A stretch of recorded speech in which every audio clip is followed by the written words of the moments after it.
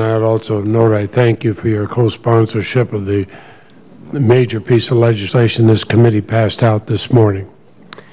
Thank you very much, Mr. Chairman. All of us profess our allegiance to the Constitution. We do this because we're made free by God, but it is this document and our commitment to uphold it and its principles that keeps us free. I'm troubled that today we consider here a proposal, Senate Joint Resolution 19, that would considerably weaken the First Amendment to the U.S. Constitution.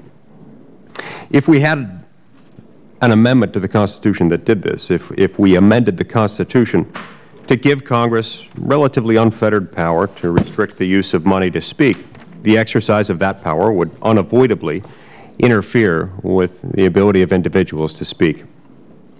Freedom of speech is not simply one among many liberties protected by the Bill of Rights. It is absolutely essential to the health of our republic.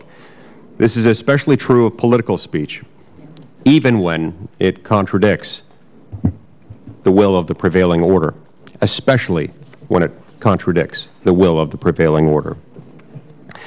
As Justice Powell put it well in the Supreme Court's 1974 ruling in Gertz v. Welch, quote, "Under the First Amendment, there is no such thing as a false idea.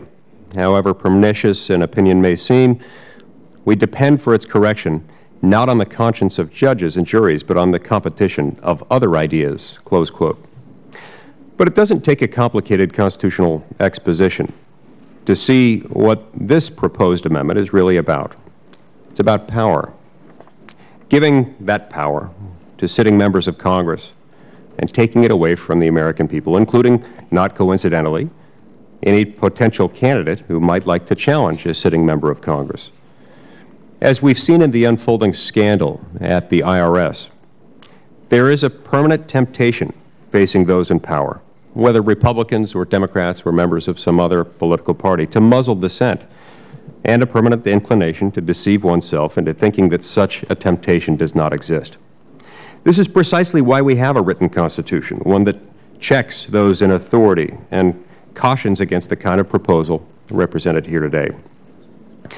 In Federalist 51, James Madison, the lead author of our Constitution, anticipated the type of debate in which we're engaged today, and he made clear the folly of a proposal like that found in Senate Joint Resolution 19.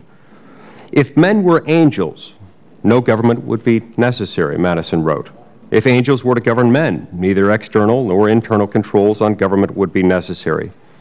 In framing a government which is to be administered by men over men, the great difficulty lies in this.